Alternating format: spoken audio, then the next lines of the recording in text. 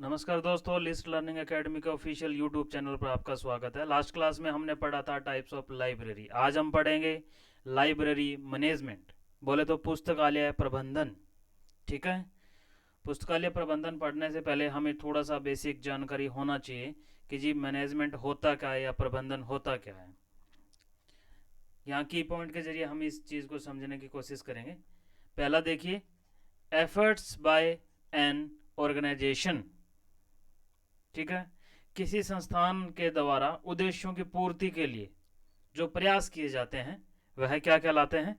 प्रबंधन कहलाते हैं। क्या कहलाते हैं? प्रबंधन कहलाते हैं। दूसरा देखिएगा, goals of the organisation. Goals मतलब समझते हो आप? लक्ष्य, एम, टारगेट। आप अगर इस लिस्ट लर्निंग एकेडमी की यूट्यूब चैनल से जुड़े हो या हमारी क्लास आज लाइव देख पा रहे हो तो उसका आपका कोई ना कोई गोल होगा, कोई ना कोई टारगेट होगा, कोई ना कोई एम होगा। उसी वजह से आज आप ये वीडियो देख रहे हो सकता है आपका कोई ग्रेजुएशन बीलिस का एग्ज़ाम हो या आने वाले दिनों में कोई कंपटीशन का एग्ज़ाम हो। ठीक है। तो कहने का सेंस ये कि ये भी आपका एक स्टडी मैनेजमेंट का एक पार्ट है कि आप अपने गोल को अचीव करने के लिए कहीं ना कहीं क्लासेस के थ्रू जो जानकारी है वो ले रहे हो। तीसरा देखिएगा, रिसोर्सेज। ठीक है। प्रबंधन में रिसोर्सेज का बेहतरीन उपयोग सिखाया जाता है। ठीक है। अब रिसोर्सेज होते क्या क्या है देखिएगा। Resources human, financial and physical. ठीक है। मतलब मानवीय, मानव, वित्तीय। ठीक है। और भौतिक। भौतिक समझते हो? फिजिकल। ये सारे क्या है? रिसोर्सेज होते हैं, संसाधन होते हैं। इनका भी जो इस्तेमाल है वो हमारा प्रबंधन का हिस्सा है। ठीक है। आगे मैंने लिखा है जी लाइब्रेरी नॉलेज सेंटर। तो पुस्तकालय जो है ज्ञान का केंद्र कहलाता है। पुस्तकालय जो है ज्ञान का केंद्र कहलाता है। आपको पता होगा पुस्तकालय में हमें, लाइब्रेरी में हमें बहुत सी इंपॉर्टेंट जानकारी मिलती है। तो कोई ना कोई तो वहाँ पे कोई ऐसा मतलब स्पेसिफिक पर्सन या कोई ऐसा मैनेजमेंट चाहिए जिससे हमें वो जो हमारी जो महत्वपूर्ण जानकारी है वो समय पर हमें मिल सके। ठीक है। तो इसलिए वहां पे लाइब्रेरियन अपॉइंट किया जाता है। आप भी तो एक लाइब्रेरियन की तैयारी कर रहे हो ना, इसी वजह से लाइब्रेरियन अपॉइंट किए जाते हैं। ठीक है। तो कहने का सेंस, जो लाइब्रेरियन को कार्य दिया जाता है वह होता है लाइब्रेरी को मैनेज करना। इसी वजह से जो लाइब्रेरियन है वो मैनेजर माना जाता है लाइब्रेरी का। ठीक है। चलें आगे। अब देखिएगा, यहां तक हमने जो पढ़ा उससे कुछ चीजें निकल के सामने आई है, वही मैं आपसे साझा कर रहा हूं कि जी बेहतर प्रबंधन से ही बेहतर सेवा दी जा सकती है। ठीक है। अगर लाइब्रेरी का मैनेजमेंट सही होगा, वहाँ पे प्रॉपर स्टाफ होगा या प्रॉपर जो रिसोर्सेज है उनकी स्टाफ को जानकारी होगी या अवेलेबिलिटी होगी तो आप तक वो कम समय में पहुंच पाएंगे। अदरवाइज कहीं ना कहीं चीज़ें समय पर हमें नहीं मिल पाएगी। ठीक है। और लाइब्रेरी का मेन जो मकसद होता है वो क्या होता है कि जी पाठक को सेवा देना। पाठक समझते हो ना? रीडर, रीडर या यूजर को सेवा उपलब्ध करवाना। ठीक है।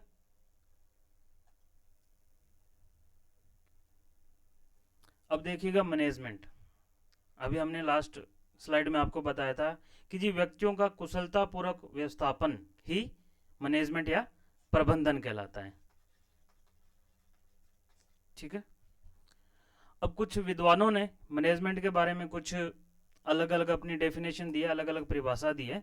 एग्जाम के पॉइंट ऑफ व्यू से हमारे लिए इंपॉर्टेंट बनती है। उन्हीं में से कुछ इंपॉर्टेंट जो है आप पढ़ेंगे।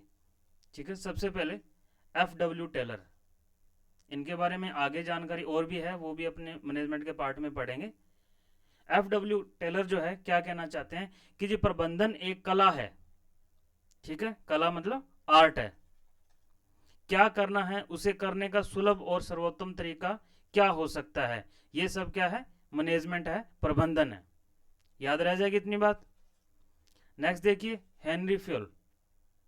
हेनरी फ्योल के अनुसार क्या कहा गया है कि जी पूर्व अनुमान से नियोजन करना, मतलब किसी कार्य को करने से पहले जो नियोजन करना होता है या व्यवस्था करना है, उसी को मैनेजमेंट कहा गया है।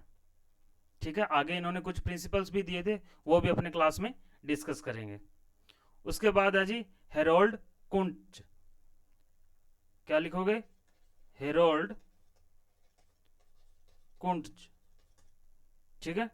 इन्होंने क्या कहा है जी, प्रबंधन औपचारिक रूप से संगठित समूह के साथ काम करवाने की कला है। औपचारिक समझते हो, फॉर्मल वे, संगठित यूनियन कह सकते हो या ऑर्गेनाइजेशन कह सकते हो, ठीक है, के साथ काम करवाने की कला है।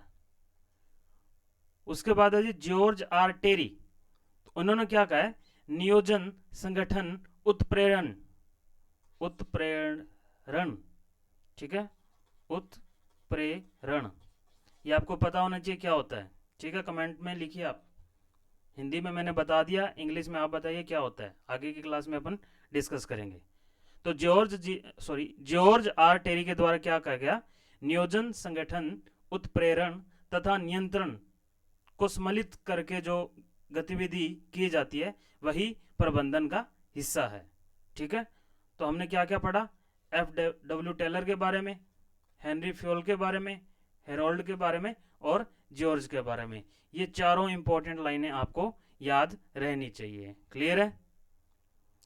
आगे अपने देखते हैं कुछ टर्म्स जो आपको बार बार एग्जाम में या अपने सिलेबस में देखने को मिलती है, उन्हीं के बारे में थोड़ा सा अपन विस्तार से डिस्कस करते हैं। ठीक है, लाइब्रेरी एडमिनिस्ट्रेशन, क्या बोला मैंने, लाइब्रेरी एडमिनिस्ट्रेशन, ठीक है, या पुस्तकालय प्रशासन। दूसरा क्या है, मैनेजमेंट, पुस्तकालय प्रबंधन। और तीसरा क्या है, ऑर्गेनाइजेशन, बोले तो संगठन। ठीक है, अगर तीनों टर्म्स अलग है तो इट मीन्स इनका कोई ना कोई स्पेसिफिक मतलब भी होगा, तो उन्हीं के बारे में अपने देखते हैं। सबसे पहले देखिएगा पुस्तकालय प्रशासन। ठीक है, होता क्या है पुस्तकालय प्रशासन, कोई बताएगा? अगर आपको पता है तो आप कमेंट बॉक्स में लिखिए। देखते हैं पुस्तकालय प्रशासन यह क्या करता है। पुस्तकालय के लिए नीतियों का निर्माण करता है, प्रोटोकॉल कह सकते हो, रूल्स कह सकते हो, रेगुलेशन कह सकते हो। कौन बनाता है? प्रशासन। ठीक है, प्रशासन नाम से ही आपको ये चीज समझ आती होगी ना कि जी हर देश का एक शासन होता है। ठीक है, प्रधानमंत्री होता है, उप प्रधानमंत्री होता है, राज्यपाल होता है। उसी तरीके से लाइब्रेरी के भी मैनेजमेंट में कोई ना कोई तो ऐसा मतलब शासन होगा ना, उसी को क्या बोलते हैं? प्रशासन। कुछ प्रोटोकॉल्स, कुछ रूल रेगुलेशन हमें जो फॉलो करने पड़ते हैं। क्लियर है। इंपॉर्टेंट पॉइंट क्या याद रखना आपने कि जी पुस्तकालय प्रशासन को ही पुस्तकालय का मस्तिष्क, ठीक है, बोले तो माइंड या दिमाग कहा जाता है। डायरेक्ट इस तरीके से आपसे क्वेश्चन पूछा जा सकता है, तीनों आपसे ऑप्शन दिए जा सकते हैं और पूछा जा सकता है कि निम्न में से पुस्तकालय का मस्तिष्क या दिमाग या माइंड किसे कहते हैं। ठीक है, आगे अपने देखते हैं लाइब्रेरी मैनेजमेंट या पुस्तकालय प्रबंधन। यह नीतियों को क्रियान्वित करता है। क्या करता है? क्रियान्वित। ठीक है, किनको? प्रोटोकॉल्स को। नियम बन गए, कानून बन गए, लेकिन कोई ना कोई तो ऐसा मतलब डिपार्टमेंट या कोई ऐसा स्टाफ होना चाहिए ना जो उसे इंप्लीमेंट करता है। बात समझ रहे हो? तो मैनेजमेंट का काम क्या है? उन्हीं नियमों कानूनों को मैनेज करना। ठीक है, इसे क्या कहते हैं? पुस्तकालय की आत्मा। आत्मा बोले तो सोल, SOUL, ठीक है। सोल एक सॉफ्टवेयर भी होता है जो अपन आगे ऑटोमेशन में पढ़ेंगे, ठीक है। तीसरा क्या है जी? ऑर्गेनाइजेशन बोले तो संगठन। बचपन में पढ़ा होगा ना आपने स्कूल में, संगठन में शक्ति है, उसी की बात हो रही है ये ऑर्गेनाइजेशन। देखते हैं क्या होता है जी। यह है नीतियों के क्रियान्वयन, क्या? नीतियों के या प्रोटोकॉल्स के या रूल्स एंड रेगुलेशन के क्रियान्वयन हेतु आवश्यक तंत्र का निर्माण करता है। तंत्र समझते हो? एक कम्युनिटी जो उस कार्य को करती है, ठीक है, वो क्या होता है? संगठन या ऑर्गेनाइजेशन। क्लियर है? इसे क्या बोलते हैं? लाइब्रेरी का शरीर बोले तो बॉडी, ठीक है। इंपॉर्टेंट पॉइंट क्या है? इसे क्या बोलेंगे? प्रशासन को मस्तिष्क लाइब्रेरी का। प्रबंधन को क्या बोलेंगे? आत्मा। और संगठन को क्या बोलेंगे? शरीर। क्लियर है? अगर आप थोड़ा सा शाब्दिक अर्थ को समझने की कोशिश करोगे, प्रशासन मतलब शासन कौन कर सकता है? जो दिमागी रूप से परिपक्व है, या जिसके जो डिसीजन है, जो नियम है, जो कानून है, वो एकदम सही तरीके से इंप्लीमेंट किए जा सकते हैं, जिनमें किसी गलती की गुंजाइश ना हो। इसी वजह से प्रशासन को मस्तिष्क कहा गया है। क्लियर है? आगे आता है जी प्रबंधन, ठीक है। बोले तो मैनेज करना। इंसान पूरी जिंदगी भर क्या करता रहता है? अपनी आत्मा को परमात्मा के साथ मैनेज करता है। करते हो ना? कोशिश करते हो कभी कभी? योगा करते हो, मेडिटेशन करते हो, भजन सुनते हो, वो क्या है? हम कहीं ना कहीं अपनी आत्मा को मैनेज कर रहे हैं। बात समझ रहे हो? इसी वजह से प्रबंधन आपको याद रह जाना चाहिए। ये जस्ट मैंने एक ट्रिक आपको बताई है ताकि आपके दिमाग में जो वर्ड है ये घूमते रहे। ये किसी बुक में नहीं लिखा हुआ, जस्ट मैं आपको एक टिपिकल तरीके से चीजें बता रहा हूं। लास्ट है जी संगठन,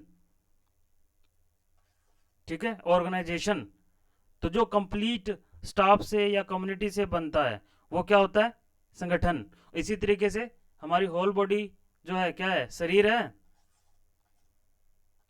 शरीर ही है ना पूरा पूरा का पूरा। इसी वजह से आपको ऑर्गेनाइजेशन जो है याद रखने में आसानी हो जाएगी कि जिसे क्या कहते हैं? लाइब्रेरी का शरीर कहते हैं, ठीक है।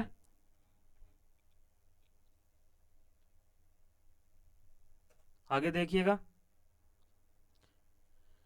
ये सिर्फ एक की पॉइंट आपको याद रखना है कि जी साइंटिफिक मैनेजमेंट को सबसे पहले लुइस ब्रांडिज ने 1910 में इस्तेमाल किया था। इस वर्ड को सबसे पहले किसने यूज किया था? लुइस ब्रांडिज, ठीक है। अब कुछ विद्वान हुए मैनेजमेंट में जिन्होंने अपनी अलग अलग थ्योरियां दी है, उन्हीं को अपने पढ़ेंगे आज, ठीक है। कुछ इंपॉर्टेंट नाम आपसे शेयर करूंगा। अगर आपको भी कुछ जानकारी है मैनेजमेंट के बारे में तो आप कमेंट में लिख सकते हो। सबसे पहले अपने पढ़ेंगे FW Taylor. FW Taylor, Frederick Winslow Taylor, जन्म 1856, डेथ 1915। कई बार आपसे ये क्वेश्चन पूछ लेता है, तो थोड़ा सा आपने इन चीजों को भी ध्यान से देखना है। इन्हें क्या कहते हैं? Father of scientific management. Scientific बोले तो वैज्ञानिक प्रबंधन, वैज्ञानिक प्रबंधन, ठीक है। कहने का सेंस ये, इनका मत ये था कि मैनेजमेंट को किस तरीके से साइंटिफिक रिसोर्सेस का इस्तेमाल करके बेहतरीन बनाया जा सकता है, ठीक है। थोड़ा डिटेल में इसको आगे पढ़ेंगे। कहां से थे? American engineer. क्लियर है?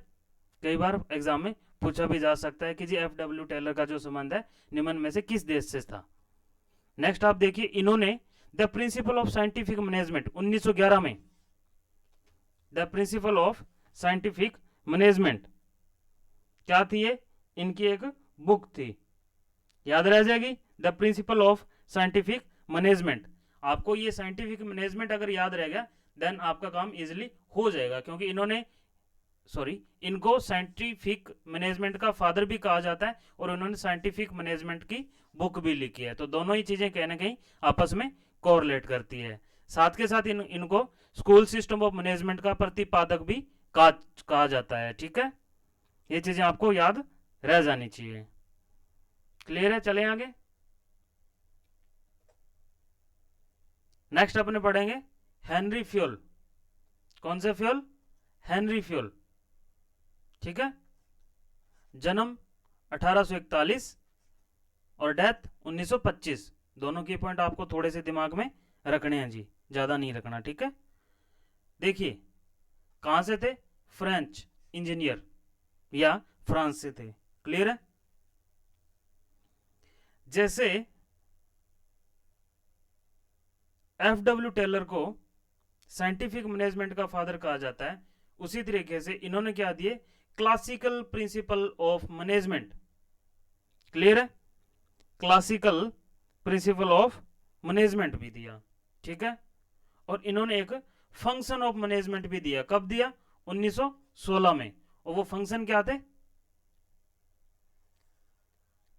PODCOC। ठीक है, पोडकॉक। याद रखने के लिए आप इसे दिमाग में बैठा सकते हो। इन्होंने सबसे पहले मैनेजमेंट का सिद्धांत दिया था 1949 में। क्लियर है? कब दिया था? 1949 में। ठीक है, इसके बाद अपन देखते हैं फंक्शन ऑफ मैनेजमेंट जो हेनरी फ्यूल के द्वारा दिए गए थे। पहला देखिए, POD में P से प्लानिंग, O से ऑर्गेनाइजेशन, D से डायरेक्शन, CO से कोऑर्डिनेशन और C से कंट्रोलिंग। ठीक है, पहला देखिए, प्लानिंग का मतलब नियोजन। हम किसी काम को करने से पहले क्या करते हैं? उसकी एक योजना बनाते हैं ना। आपने रिसर्च में भी पढ़ा होगा ना, हाइपोथेसिस, परिकल्पना करते हो। तो उसी तरीके से किसी काम को अंजाम देने से पहले उसकी एक योजना तैयार होती है ना, कि जी मैंने किस तरीके से, किस वे में कोई काम करना है। क्लियर है? दूसरा आप देखिए, संगठन, ऑर्गेनाइजेशन, मतलब अलग अलग रिसोर्सेज या संसाधन को एक साथ इकट्ठा करके आप एक यूनिटी बनाते हो, ऑर्गेनाइजेशन बनाते हो या टीम बनाते हो। ठीक है, नेक्स्ट देखिए, डायरेक्शन, बोले तो निर्देशन, दिशा निर्देश। मतलब आपने जो योजना बनाई या जो रिसोर्सेज इकट्ठा किए, वो किस डायरेक्शन में काम करेंगे या किस ब्लूप्रिंट पे काम करेंगे, किस लेवल पे काम करेंगे, उसके लिए एक कोई ना कोई तो डायरेक्शन मिलता होगा ना आपको। एक लाइन है कोट से, मुझे अभी याद आ रहा है, बहुत मतलब मेरा पर्सनल फेवरेट कोट्स है वो, कि the direction is much more important than speed. ठीक है, अक्सर हम ये मतलब अपने जीवन काल में भी गलती करते हैं ना, कि जी हम सिर्फ दौड़ने पे ध्यान देते हैं, किस ओर जाना है या क्या हमारा डायरेक्शन होना चाहिए, इस पे हमने कभी ध्यान नहीं देते। बात समझ रहे हो? तो कहने की सेंस ये, direction is much more important than speed, मतलब आपकी स्पीड से ज्यादा आपका डायरेक्शन इंपॉर्टेंट है, आप किस दिशा में जा रहे हो यह अति महत्वपूर्ण है। और अक्सर आपने देखा होगा कंपटीशन सेक्टर में इस कोर्स की बहुत ज्यादा अपने आप में एक अहमियत है। ठीक है, डायरेक्शन के बाद क्या है जी? कोऑर्डिनेशन। कोऑर्डिनेशन का मतलब है समन्वय, आपस में तालमेल। तालमेल समझते हो ना आप? म्यूचुअल अंडरस्टैंडिंग जिसे आप कह सकते हो, वह भी होनी बेहद जरूरी है, अदरवाइज आपका मैनेजमेंट सही तरीके से काम नहीं करेगा। क्लियर है? नेक्स्ट है जी कंट्रोलिंग। आपने योजना बना ली, ऑर्गेनाइजेशन तैयार कर लिया, डायरेक्शन दे दी, कोऑर्डिनेशन हो गया, लेकिन कोई तो उसे कंट्रोल करना होना चाहिए ना।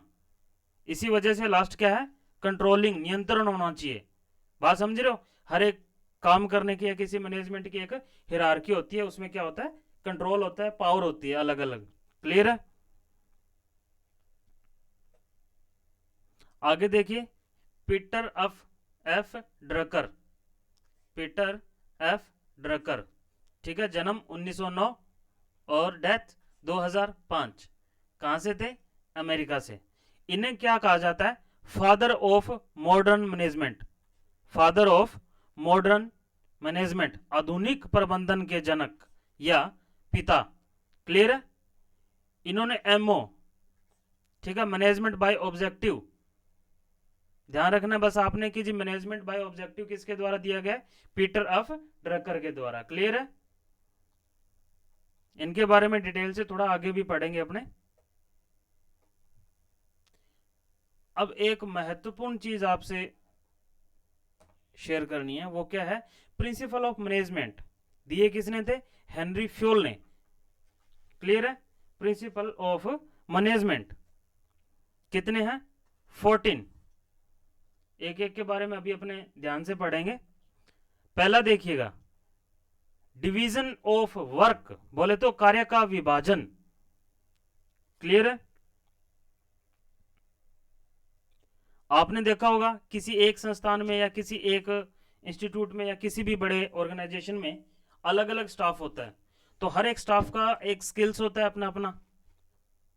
क्लियर है? हर एक जो स्टाफ होता है या हर एक व्यक्ति जो विशेष होता है वो अपने किसी एक काम में स्पेशल होता है, तो उसी को ध्यान में रखते हुए उसके जो प्रोफाइल उसको अपॉइंट किया जाता है। ठीक है? डिवीजन ऑफ वर्क मतलब कार्य का विभाजन, जो जिस कार्य में निपुण है, अच्छे से कर सकता है, उसे ही वह कार्य दिया जाता है। इसी को क्या बोलते हैं? Division of work. नेक्स्ट क्या है? अथॉरिटी एंड रिस्पॉन्सिबिलिटी, बोले तो अधिकार व जिम्मेदारी। आपने देखा होगा ना किसी मैनेजमेंट में जो हिरार्की होती है, प्रबंधन के 3 स्तर, पता है क्या आपको? प्रबंधन के स्तर 3 होते हैं। कौन कौन से? टॉप, मिडल और ऑपरेशनल। ठीक है? टॉप, मिडल और ऑपरेशनल। क्लियर है? टॉप को क्या बोलते हो? शीर्ष प्रबंधन, मिडल को मध्य प्रबंधन और ऑपरेशनल को परिचालन प्रबंधन। ठीक है? देखिएगा ध्यान से, मैनेजमेंट के जो 3 स्तर है, टॉप, मिडल और ऑपरेशनल, उसी के अकॉर्डिंग कुछ अथॉरिटी और रिस्पॉन्सिबिलिटी अलग अलग स्टाफ को दी जाती है। क्लियर है? नेक्स्ट है जी डिसिप्लिन, अनुशासन। किसी भी संस्थान में, किसी भी ऑर्गेनाइजेशन में जितने भी वर्कर काम करते हैं उनके बीच क्या होना चाहिए? डिसिप्लिन होना चाहिए। क्लियर है? नेक्स्ट है unity of command. Unity of command और यूनिटी ऑफ डायरेक्शन एक दूसरे के सिमिलर से ही है, निर्देश की एकता और दिशा की एकता। क्लियर है? एक व्यक्तिगत कर्मचारी को एक प्रबंधक से आदेश प्राप्त करना होता है, बात समझ रहे हो? और वह कर्मचारी उस प्रबंधक के कार्य के लिए जवाबदारी भी रखता है। ठीक है? उसी को क्या बोलते हैं? निर्देश की एकता। आपने देखा होगा ना, टॉप से मिडल में क्या जाते हैं? निर्देश जाते हैं। ठीक है? और मिडल से टॉप में क्या जाती है? रिपोर्ट। आगे पढ़ेंगे अभी अपने, प्रतिवेदन जिसे आप बोलते हो। आगे देखिए यूनिटी ऑफ डायरेक्शन, यह प्रबंधन के सिद्धांत में क्या रखता है? फोकस और एकता के बारे में बताता है। देखिएगा, सभी कर्मचारी जो होते हैं समान कार्य को करते हैं। ठीक है? लेकिन उनकी दिशा की एकता, बोले तो डायरेक्शन। ठीक है? मैनेजमेंट के गोल्स क्या हैं, ऑब्जेक्टिव क्या हैं, वो सारे उनको पता होना चाहिए। नेक्स्ट क्या है? व्यक्तिगत हित की अधीनता या individual interest to general interest. ठीक है? जैसे अक्सर आपने क्या देखा होगा ना कि जी कोई व्यक्ति विशेष अगर किसी कंपनी में या किसी मैनेजमेंट में काम करता है तो वो फर्स्ट ऑफ ऑल अपने इंटरेस्ट देखता है कि जी मेरा फायदा किस में है। बात समझ रहे हो? लेकिन हेनरी फ्योल के प्रिंसिपल ऑफ मैनेजमेंट के अकॉर्डिंग क्या कहा गया है कि सबसे पहले आप अपने कस्टमर का या अपने यूजर का फायदा देखो, अपना व्यक्तिगत फायदा मत देखो। ठीक है? नेक्स्ट आप देखिएगा रेमुनरेशन। याद रह जाएगा। पारिश्रमिक, सैलरी जैसे आप बोलते हो, मेहनताना जैसे आप बोलते हो, ठीक है।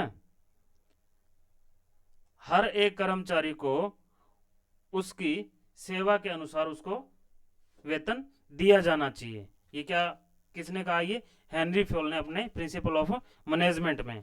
क्लियर है। नेक्स्ट है सेंट्रलाइजेशन एंड डिसेंट्रलाइजेशन, मतलब केंद्रीयकरण और विकेंद्रीयकरण। समझ रहे हो? केंद्रीयकरण का मतलब होता है शीर्ष प्रबंधन में निर्णय लेने के अधिकार की एकाग्रता से। शीर्ष प्रबंधन मतलब टॉप मैनेजमेंट जो है वह कोई निर्णय ले सकता है और निचले स्तर के साथ निर्णय लेने के बाद की जो डिस्कशन है वो कंटिन्यू बनी रहनी चाहिए। बात समझ रहे हो? मतलब टॉप से ऑपरेशनल तक और ऑपरेशनल से टॉप तक, ठीक है। यही आपका केंद्रीयकरण और विकेंद्रीयकरण। नेक्स्ट आप देखिए स्केलर चेन। स्केलर चेन का मतलब होता है पदानुक्रम, पदानुक्रम, ठीक है। जो कि हिरार्की होती है किसी मैनेजमेंट में, टॉप से ऑपरेशनल और ऑपरेशनल से टॉप। हर एक कर्मचारी का आपस में कोऑर्डिनेशन होना चाहिए। बात समझ रहे हो? हर एक कर्मचारी का आपस में कोऑर्डिनेशन होना चाहिए, ठीक है। नेक्स्ट है ऑर्डर एंड सिस्टम। नेक्स्ट है ऑर्डर एंड सिस्टम। किसी संगठन में प्रत्येक कर्मचारी के लिए एक विशिष्ट स्थान होना चाहिए, ठीक है, तभी वो आदेश की पूर्ति कर पाएगा। ये चीज आपने ध्यान में रखनी है। नेक्स्ट है इक्विटी। जितना भी स्टाफ होता है मैनेजमेंट के रिगार्डिंग जो काम करता है, अंडर में जो काम करता है, हर एक के लिए रूल रेगुलेशन नॉर्म्स जो है सिमिलर होने चाहिए। ये नहीं कि किसी को आप हिदायत दे रहे हो और किसी को रियायत दे रहे हो, तो ये चीज़ें दोनों में नहीं होनी चाहिए, समानता होनी चाहिए। जो भी उनके काम करने का जो टाइम है या सैलरी है वो उसी तरीके से दी जाए जिसके वो हकदार हैं या जो वो सेवा उपलब्ध करवाते हैं, उसी के अनुसार समानता होनी चाहिए, ठीक है। नेक्स्ट है स्टेबिलिटी ऑफ टेनर, कार्यकाल की स्थिरता। आप किसी एक स्टाफ को एक स्पेसिफिक मतलब जोन में अगर काम करने के लिए भेज रहे हो तो उसे कुछ टाइम के लिए वहीं रखा जाए। ऐसा नहीं कि बार बार उसका प्रोफेशन को चेंज करे हो या उसके डिपार्टमेंट को चेंज करे हो, जहां पे वो अपनी प्रोडक्टिविटी 100% नहीं दे पाएगा और कहीं ना कहीं वो हीन भावना से ग्रसित हो जाएगा और वो अपना काम जो है ध्यानपूर्वक नहीं कर पाएगा। इस चीज का थोड़ा सा आपने ध्यान रखना होता है। ये किसने कहा था? हेनरी फ्योल ने अपने प्रिंसिपल ऑफ मैनेजमेंट में। क्लियर है। नेक्स्ट है इनिशिएटिव, बोले तो पहल, ठीक है। इनिशिएटिव, पहल। हेनरी फ्योल ने कहा था कि कंपनी या किसी मैनेजमेंट के हर एक कर्मचारी को अपने मत रखने का, अपने विचार रखने का हक होना चाहिए या उन्हें अनुमति देनी चाहिए, ठीक है। नेक्स्ट लास्ट है एस्प्रिट डे कोप्स, ठीक है। ये एज चीज आपने याद रखना है, डायरेक्ट क्वेश्चन पूछा जाता है, एज चीज आपने याद रखना है इसको। मतलब क्या होता है? कोई बताएगा मतलब क्या होता है? कमेंट बॉक्स में जल्दी से लिखिएगा। इसका मतलब होता है कर्मचारियों की भागीदारी और एकता, ठीक है। आप अगर इसको याद रखना चाहो स्प्रिट से याद रखो कि जी एक साथ बने रहने चाहिए, ठीक है, एक साथ बने रहने चाहिए। तो ये जो हेनरी फ्योल जी ने जो 14 प्रिंसिपल दिए हैं मैनेजमेंट के, वो आपको याद होने चाहिए। 2-4 बार अगर इनको आप पढ़ोगे तो आप इजीली इनको याद कर लोगे, ठीक है। और डायरेक्ट 1 से 2 क्वेश्चन आपको देखने को मिल जाते हैं। मैनेजमेंट जो टॉपिक है या जो सॉरी मैनेजमेंट जो यूनिट है आपकी बेहद इंपॉर्टेंट यूनिट है पूरे सिलेबस की, ठीक है। नेक्स्ट देखिए, अभी हमने लास्ट क्या पढ़ा था? पॉडकॉक, ठीक है। किसने दिया था? कमेंट बॉक्स में जल्दी से बताइए। हेनरी फ्योल ने। कब दिया था? 1916 में। ठीक है, उसी को चेंज करके पोस्ट कॉर्ब बना, POSTCORB बना। कब बना? 1937। कहीं कहीं आपको हो सकता है 1935 भी लिखा मिले। ठीक है, जो भी आपकी ऑथेंटिक बुक है आप वहां से इसको चेकआउट कर सकते हो। ठीक है, मुझे जो 1937 था वही मिला है।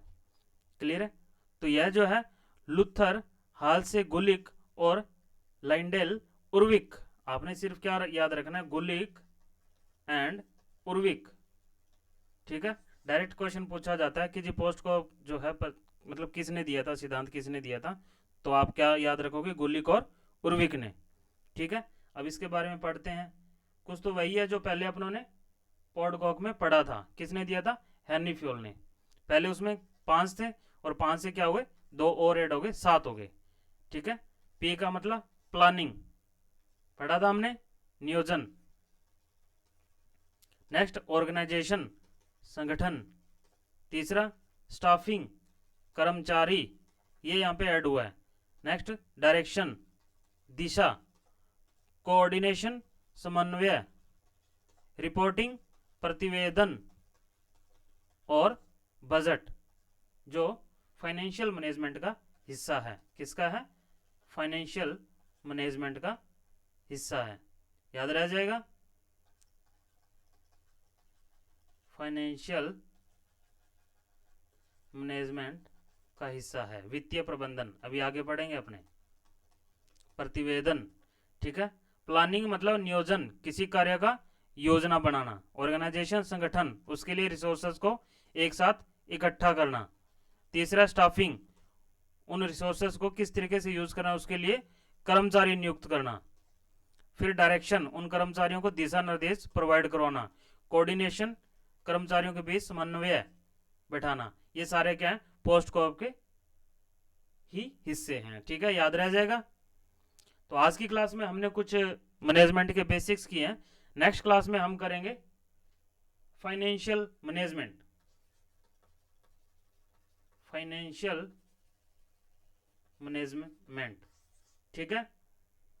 अगर आपको हमारी क्लास पसंद आ रही है तो हमारे YouTube चैनल लिस लर्निंग एकेडमी को आप सब्सक्राइब कीजिए, लाइक कीजिए और अपने दोस्तों में शेयर कीजिए।